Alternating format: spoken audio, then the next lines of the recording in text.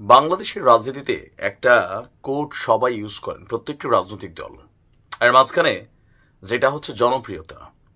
জনপ্রিয়তাকে বিচার বিবেচনা করে এমন অনেকে সংসদ সদস্য হয়েছেন যে সংসদে একজন এমপির কি করণীয়, একজন এমপির শিক্ষাগত যোগ্যতা কতটুকু হওয়া উচিত, তার মন মানসিকতা আসলে কোন লেভেলে থাকা উচিত, রাষ্ট্রের নীতি নির্ধারণী এই গুরুত্বপূর্ণ জায়গাটাতে এক ধরনের আমরা অস্থির অবস্থা দেখেছি বিগত আওয়ামী লীগ সরকারের সময়। আর এখানে সবচেয়ে খারাপ কয়েকটা জিনিসের মধ্যে যেটা ছিল, যেমন ধরেন ক্রিকেটার সাকিবকে এমপি বানানো, মমতাজের এমপি পদ, এরকম আরো অনেককে দেখেছি যারা আপনার একটা বক্তব্য দিবেন, যিনি তার এলাকা নিয়ে সংসদে কথা বলবেন, বাংলাটা পর্যন্ত রিডিং করতে পারেন নাই। তো এই ধরনের মানুষ রাজনীতিতে যখন ঢুকে গেছে তখন স্বাভাবিকভাবে অনেকের কাছে প্রশ্ন উঠেছিল তখন সংসদে আসলে কাজটা কি। আর এই কোয়ালিটিতে যিনি সবার আগে জনপ্রিয়তার শীর্ষে ছিলেন, দলমত নির্বিশেষে একসময়ের জনপ্রিয় শিল্পী মমতাজ, তিনি আপনার যখন রাজনীতিতে নাম লেখালেন তখন হয়ে গেল কি যে তিনি আর কোনো সারা বাংলাদেশের জনতা রইলেন না, তিনি হয়ে গেলেন আওয়ামী লীগের। আর রাজনীতির রোশানলে তিনি পরেই গেলেন। ক্ষমতা পাওয়ার পরেও তার বিরুদ্ধে স্থানীয়ভাবে নানান অভিযোগ ছিল। ইভেন আপন সৎমাকে একটা খুপড়ি করে রাখার মতন ঘটনাও কিন্তু তিনি ঘটিয়েছেন, গণমাধ্যমে প্রকাশিত হয়েছে। তো আওয়ামী লীগ সরকারের পতনের পর দীর্ঘদিন যাবৎ শিল্পী মমতাজ ওরফে এমপি মমতাজ তিনি পলাতক ছিলেন।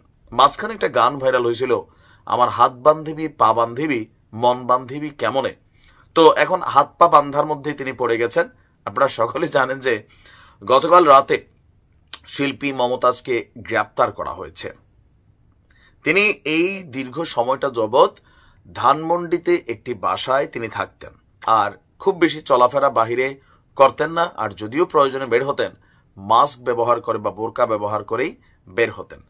বাট এই দীর্ঘ লুকাছুপির খেলাটা তিনি আর চালাতে পারেন না। আওয়ামী লীগ নিষিদ্ধ হওয়ার পর থেকেই অনেক জায়গায় আওয়ামী লীগের এমপিদের গ্রেপ্তারের পরোয়ানা খবর আমরা কিন্তু পাচ্ছি না তাদেরও। কেন? কারণ অনেকে ভাবছিল যে এখানে হয়তো পরিবর্তন কোনো একটা কিছু ঘটবে। বাট এখন যেহেতু আওয়ামী লীগকে নিষিদ্ধ করা হয়েছে, আর এমপিদের মতন এরকম বড় পদে থাকা অথবা আলোচিত যারা আছেন তাদেরকে যে সকল বাসায় আশ্রয় দেওয়া হয়েছে বা যারা আশ্রয় দিয়েছেন তারাই এখন অনিরাপদ বোধ করছেন। কারণ তারা ভাবছেন যে দিন শেষে তাদেরকে এই আশ্রয় দেওয়ার অপরাধে অথবা কোনো মালিক তার বাসা ভাড়া দেওয়ার অপরাধে তিনি হয়তো গ্রেপ্তার হতে পারেন, তার বাড়িতে মব জাস্টিস হতে পারে, অনেক কিছুই। তো সেই জায়গাগুলো থেকে গোপন সংবাদ ছিল আমাদের পুলিশের কাছে যে মমতাজ ধানমন্ডির কোন বাসায় অবস্থান করছেন। তো গতকালকে অভিযান চালিয়ে মমতাজকে ধানমন্ডির সেই বাসা থেকে গ্রেপ্তার করেছেন আপনারা আমাদের আইন শৃঙ্খলা বাহিনী পুলিশ।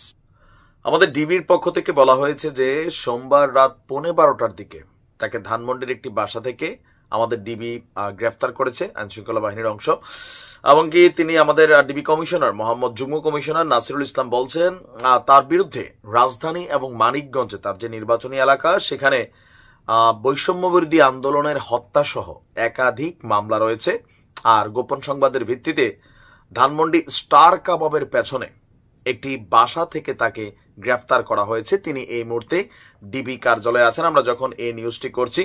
তো কি কি মামলা আসলে তার বিরুদ্ধে আছে, যে মামলাগুলো, সেই মামলাগুলো কতটা স্ট্রং বা কতটা হালকা সেটা হয়তো সময়ের সাথেই বোঝা যাবে।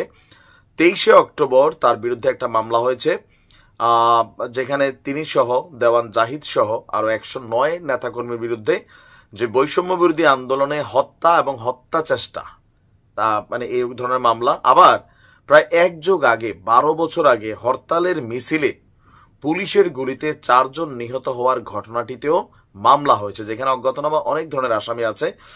তো দেখা যাক, আজকে তাকে হয়তো আদালতে তোলা হবে, তার কারাগারে হয়তো প্রেরণ করা হবে। ভালো থাকুন, আসসালামু আলাইকুম।